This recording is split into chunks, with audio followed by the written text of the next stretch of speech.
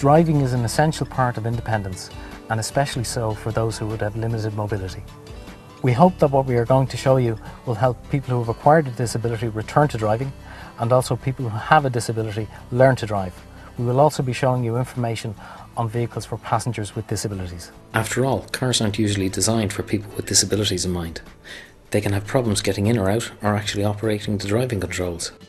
There are, however, adaptations available that can be made to standard cars, and training available that can make everyday driving possible. Let's have a look at some of these adaptations.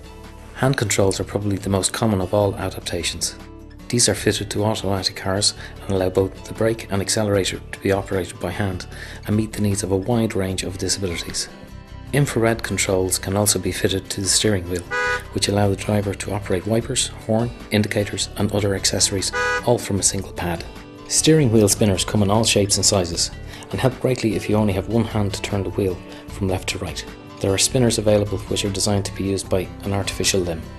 Used by many people who have had an amputation or a stroke, the left or right foot flip accelerator fitted to automatic cars allows the accelerator pedal to be changed to the left or right of the brake pedal.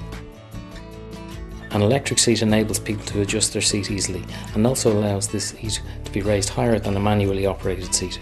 This is especially helpful for people of a shorter stature. There is, of course, an option where there's no driver's seat at all, a drive from chair option. This option, favoured by power chair users, means that the wheelchair becomes the driving seat itself.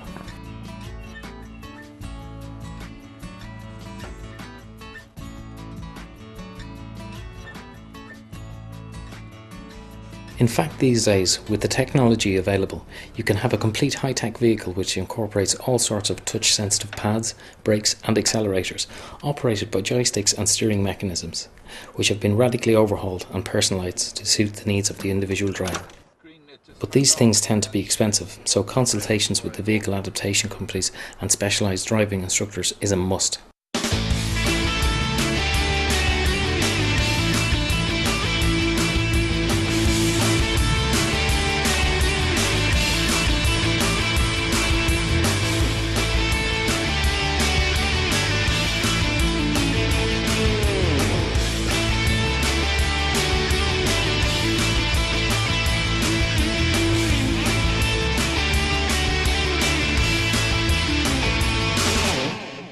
If you remember, I mentioned earlier that getting in and out of the vehicle or from the wheelchair into the driver's seat is critical. Let's look at some of the methods that have been used to solve this problem. This is called a transfer board. This board is placed between the wheelchair and the car seat, and the wheelchair user slides on the board to get in and out of the vehicle. The wheelchair is then folded into the vehicle for storage.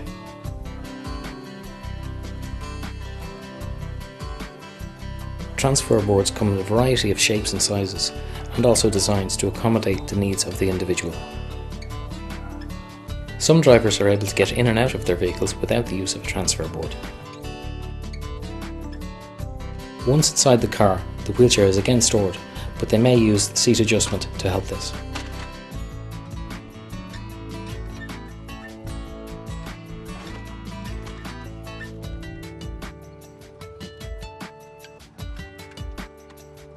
Thirdly, we see a driver transferring from a wheelchair into a car from the passenger side of the vehicle.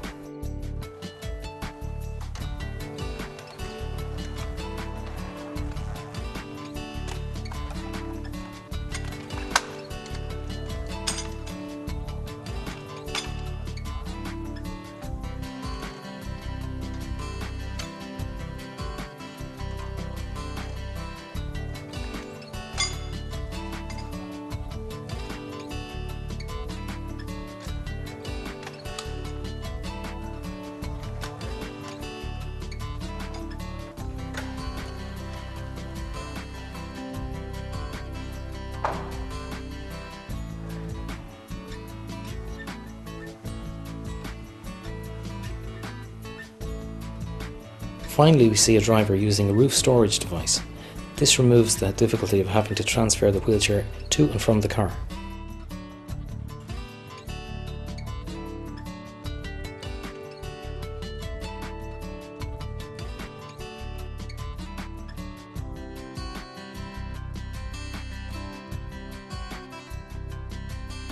These are just some of the examples of how to transfer from a chair into a car. We should stress here that these techniques shown are intended as a guide only, and that people may need to seek further advice from a medical professional on the most appropriate technique for them to transfer into the vehicle. If you are a disabled passenger, there are a wide range of vehicles available to suit your needs. Let's have a look at some of these vehicles. This is a rear access vehicle which allows the passenger to get in or out from the rear. This vehicle has a lowered floor, and to make things easier, they are usually fitted with a winch.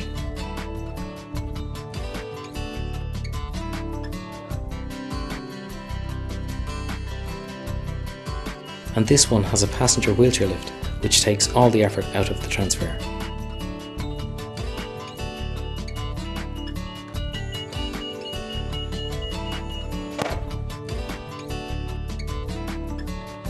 And how about this, a swivel seat? This is usually fitted to the front passenger seat, and for it to be effective, a considerable door width may be needed, which is why you'll find them fitted to 3-door vehicles, because they've got bigger doors. For drivers with disabilities, it can be difficult to choose the right car. Here's a few tips. Look for keys and controls that are easy to use. Some cars now don't even need keys. Look for door handles that aren't difficult to use. Make sure that the doors are both the appropriate height and width. Remember, a 3-door car can give substantially more door width. Make sure the door sill is not too high. Often low seats and high sills can cause problems. Ensure that the seat is a suitable shape and easily adjustable, and also the appropriate height. If operating the clutch and gear stick is a problem, look for an automatic transmission. Check the controls out, see how easily they can be used. This includes the steering wheel, indicators, light switches, handbrake, mirror, heating and ventilation, and also the seat belts. Oh, and make sure you can store your wheelchair and mobility aids. Now, if you're a passenger with a disability, there are some things you need to consider. Like making sure the door height is suitable, and of course the width of the vehicle entrance will accommodate your wheelchair. Decide whether you need a ramp or lift. Remember, a lift can reduce the level of manual handling. Likewise, a winch reduces the need to push wheelchairs up and down ramps. And finally, you need to make sure that when the passenger is in the vehicle, they can actually see out of the window. Since the 1960s, the Irish Wheelchair Association has provided a driving assessment and tuition service to people with disabilities. Over the years, thousands of people have come through this service. Currently we have 15 driving school cars providing a nationwide driving tuition and assessment service. All of these vehicles are automatic and fitted with a variety of adaptations. We provide assessment and tuition to people who wish to learn to drive or wish to return to driving. Prior to receiving tuition, all pupils are assessed. Depending on the nature of the disability, the assessment may be made by a driving instructor and an occupational therapist, or just the driving instructor. Tuition is provided by our highly trained driving instructors, all of whom have received extensive training in teaching people with disabilities to drive. We provide tuition at an extremely competitive rate. We also run 4 residential driving courses for a week-long duration at our National Respite Centre in Roscommon. We provide tuition to a wide range of disabilities. Examples would be spina bifida, cerebral palsy, stroke, MS, arthritis and amputees. The service is not confined to just wheelchair users and is open to all people with a physical disability. The service is coordinated from our National Mobility Centre situated in Clane. This centre also provides a range of advice on related motoring issues, like the VRT relief scheme and the motorised transport grant. And of course the details of the vehicle adaptation companies. If you need to find out further about the service details, the details will be coming up shortly. Happy and independent motoring.